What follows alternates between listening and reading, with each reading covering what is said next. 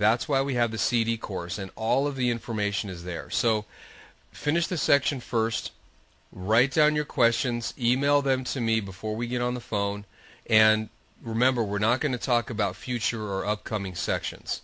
If we follow these 3 rules, we'll be able to get you moving along very, very quickly.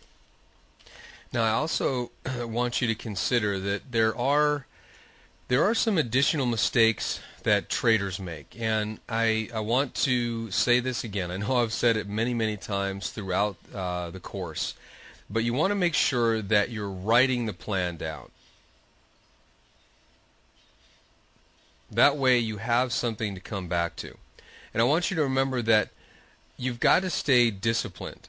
If you throw your discipline away, you're going to have random results. And random results are not just frustrating, but they also cause you to lose money. And remember, we're not here to lose money, we're here to make money. So remember, discipline is going to be key.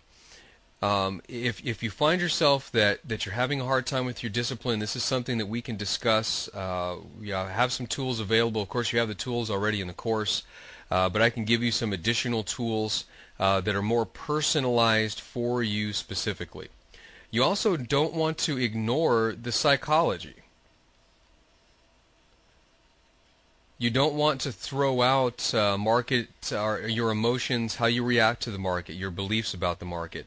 This is all very important. And remember, if you can't handle your emotions, you won't be able to handle the markets. Listen, God made us as emotional creatures.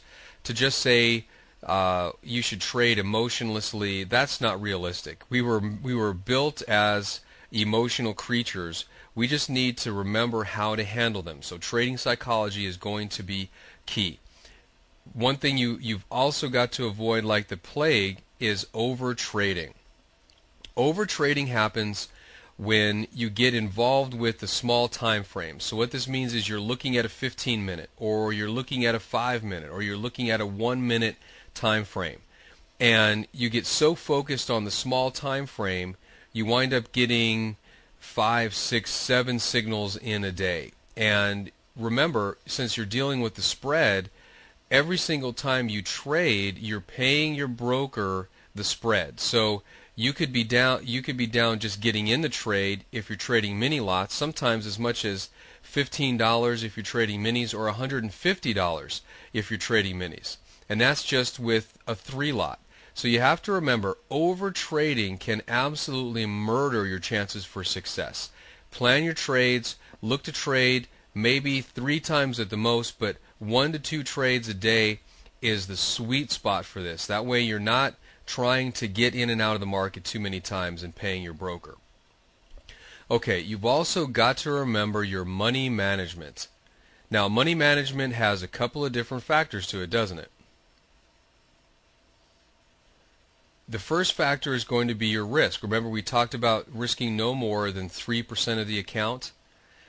But your money management is also going to come into play of how much are you putting into your account and when.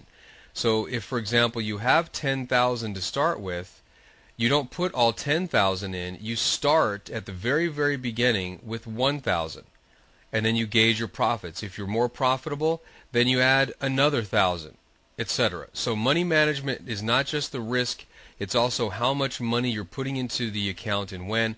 All of that was part of your master trading plan. Now lastly, and this is something I've sprinkled all throughout the course, the last mistake is not thinking. Now this is something that you've got to be watching out for all the time. In fact, this is something that all traders struggle with. Not thinking means you simply set your opinion in the market.